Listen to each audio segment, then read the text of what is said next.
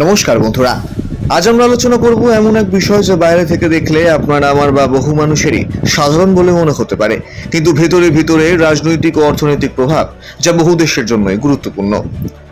বিশ্ব রাজনীতির এবং সামরিক কৌশলে একটা কথা খুব প্রচলিত আছে, আপনার সবচেয়ে বড় শক্তিটাই অনেক সময় আপনার সবচেয়ে বড় দুর্বলতার কারণ হয়ে দাঁড়াতে পারে। যদি আপনার শত্রু আপনার একমাত্র লাইফ লাইনটি কেটে দেওয়ার ক্ষমতা রাখে। ভারতের মানচিত্রের দিকে তাকালে একটি অত্যন্ত সংবেদনশীল এলাকা চোখে পড়ে, শিলিগুড়ি করিডোর, যাকে আন্তর্জাতিক কূটনীতির ভাষায় বলা হয় চিকেন স্নেক। মাত্র 22 কিলোমিটার চওড়া এই স্থলভাগটি হলো ভারতের মূল ভূখণ্ডের সাথে উত্তর পূর্ব ভারতের 8টি রাজ্যকে যুক্ত করার একমাত্র রাস্তা।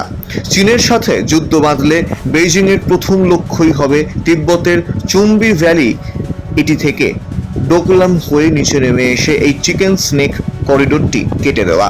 আর এটা হলে উত্তর পূর্ব ভারত ও সেখানে থাকা ভারতীয় সেনাবাহিনীর একটা বড় অংশ বাকি দেশ থেকে সম্পূর্ণ বিচ্ছিন্ন হয়ে পড়বে। এই বিশাল ভূরাজনৈতিক ঝুঁকি বা ভালনারেবিলিটি চিরতরে শেষ করতে 2026 সালের এই সময়ে দাঁড়িয়ে দিল্লি এক নিঃশব্দ কিন্তু ঐতিহাসিক মাস্টার স্ট্রোক খেলেছে। ভারত ও বাংলাদেশের মধ্যে রেল ও লজিস্টিক্স ট্রানজিট নিয়ে এমন এক চুক্তি কার্যকর হতে চলেছে যা ভারতের উত্তর পূর্বাঞ্চলের সামরিক সমীকরণ সম্পূর্ণ বদলে দেবে। তাই আজ আমরা কোনো হাইপ ছাড়া একদম শান্তভাবে ও অজানা তথ্য দিয়ে বিশ্লেষণ করব এটি, এবং কিভাবে এই নতুন করিডোর নীতি চীনের আগ্রাসনের বিরুদ্ধে ভারতের সবচেয়ে বড় ঢাল হয়ে উঠতে চলেছে সেটিও আলোচনা করব। যাই হোক, এই ভিডিওটি শুরু করার আগে একটা ছোট কথা আপনাদের উদ্দেশ্যে জানিয়ে রাখি। এই ধরনের রাজনৈতিক, অর্থনৈতিক এবং জ্ঞানভিত্তিক বিশ্লেষণ যদি আপনাদের ভালো লাগে তাহলে পল ইন্ডিয়া বাংলা চ্যানেলটিকে অবশ্যই সাবস্ক্রাইব করে রাখবেন, কারণ আমরা এখানে শুধুমাত্র খবর বলি না, আমরা খবরের পিছনের রাজনীতি এবং অর্থনীতিটাও আপনাদের সামনে তুলে ধরি এবং আলোচনা করি। তাহলে শুরু করা যাক। ভারতের এই নতুন চালটি বুঝতে হলে প্রথমে বুঝতে হবে চীনের গেম প্ল্যান কি। 2017 সালে ডোকলামে ভারত ও চীনের সেনারা কেন মুখোমুখি দাঁড়িয়েছিল? কারণ চীন ডোকলাম মালভূমিতে রাস্তা তৈরি করে শিলিগুড়ি করিডোরের আরও কাছে চলে আসতে চেয়েছিল।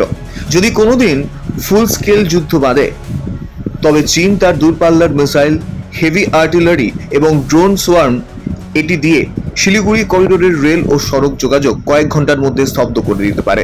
বর্তমানে কলকাতা থেকে গুয়াহাটি বা আগরতলায় কোনো পণ্য বা সামরিক সরঞ্জাম পাঠাতে হলে শিলিগুড়ি করিডোরে ঘুরে প্রায় 1000 থেকে 1200 কিলোমিটার পথ পাড়ি দিতে হয়। এই দীর্ঘ পথ শুধুমাত্র সময় সাপেক্ষই নয়, যুদ্ধের সময় অত্যন্ত ঝুঁকিপূর্ণও বটে। এই কারণেই ভারতের প্রতিরক্ষা মন্ত্রক এবং বিদেশ মন্ত্রক দীর্ঘদিন ধরে একটি বিকল্প বা অল্টারনেটিভ রুটের সন্ধান করছিল, আর সেই বিকল্প পথটি এসেছে বাংলাদেশের ভেতর দিয়ে। ভারত ও বাংলাদেশের মধ্যে যে নতুন ট্রানজিট নীতি চূড়ান্ত হয়েছে তার অধীনে ভারতীয় রেলওয়ে বাংলাদেশের ভূখণ্ডের উপর দিয়ে ভারতের এক রাজ্য থেকে অন্য রাজ্যে সরাসরি ট্রেন চালাতে পারবে তারা। রুটটি কেমন হবে? এই রুটটি ভারতের গেদে সীমান্ত দিয়ে বাংলাদেশ প্রবেশ করবে, তারপর দর্শনা, ঈশ্বরদী, আব্দুলপুর হয়ে চিলাহাটি দিয়ে আবার ভারতের হলদিবাড়িতে প্রবেশ করবে। এর ফলে কলকাতা থেকে উত্তর পূর্ব ভারতের দূরত্ব এক ধাক্কায় প্রায় 800 কিলোমিটার কমে যাবে। যে পথ অতিক্রম করতে আগে 24 থেকে 36 ঘন্টা সময় লাগতো, এখন তা মাত্র কয়েক ঘন্টায় সম্পন্ন হবে। আপাত দৃষ্টিতে এটিকে একটি বাণিজ্যিক বা সাধারণ লজিস্টিক্স চুক্তি মনে হলেও এর সামরিক গুরুত্ব অপরিসীম।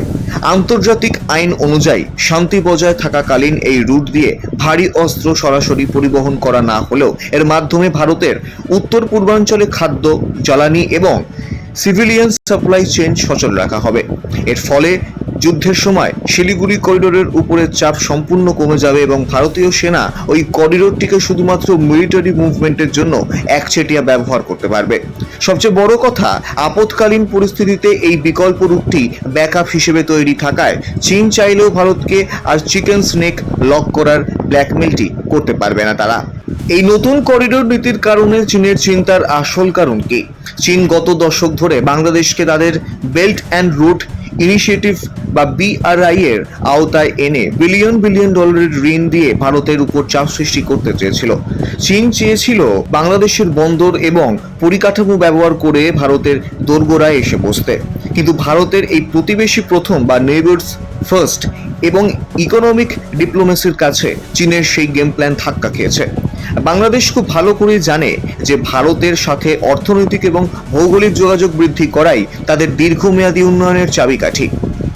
ভারতের এই নতুন করিডোর নীতি কার্যকর হওয়ার ফলে ভারত এখন উত্তর পূর্বাঞ্চলে চীনের যে কোনো আগ্রাসনের অত্যন্ত দ্রুত এবং মারাত্মক জবাব দিতে পারবে। ভারতের মাউন্টেন স্ট্রাইক কোর এর কাছে এখন লজিস্টিক্সের কোনো অভাব হবে না। চীন সীমান্ত দিয়ে যতবার ভারতকে চাপ দেওয়ার চেষ্টা করবে, ভারত এখন ততটাই আত্মবিশ্বাসের সাথে তার কাউন্টার স্ট্র্যাটেজি তৈরি করতে পারবে। শেষ কথা এটাই, ভূরাজনীতিতে কোনো সীমান্ত চিরস্থায়ী বাধা নয়। যদি কূটনৈতিক বুদ্ধিমত্তা দিয়ে তাকে একটি অর্থনৈতিক ও কৌশলগত সেতুতে পরিণত করা যায়, তবেই বাংলাদেশ ও ভারতের এই নতুন করিডোর নীতি শিলিগুড়ি করিডোরের ঐতিহাসিক ঝুঁকিকে অনেকটাই প্রশমিত করে দিয়েছে এবং দক্ষিণ এশিয়ায় চীনের আধিপত্য বিস্তারের চেষ্টায় এক বড় ব্রেক লাগিয়ে দিয়েছে ভারত। ভারতের এই নতুন স্ট্র্যাটেজিক চাল নিয়ে আপনাদের কি মতামত? এই করিডোর কি সত্যি উত্তর পূর্ব ভারতের নিরাপত্তা এক ধাক্কায় অনেক বাড়িয়ে দিল? কমেন্ট সেকশনে আপনাদের মতামতটি অবশ্যই আমাদের জানাবেন এবং ভিডিওটি তথ্যবহুল মনে হলে লাইক করুন, শেয়ার করুন এবং আমাদের এই পলি ইন্ডিয়া বাংলা চ্যানেলটিকে অবশ্যই সাবস্ক্রাইব করে রাখবেন।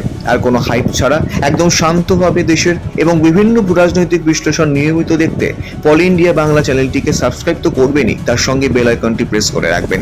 কারণ আমরা এখানে শুধুমাত্র খবর বলি না, আমরা খবরের পিছনের রাজনীতি এবং অর্থনীতিটাও আপনাদের সামনে তুলে ধরি এবং আলোচনা করি।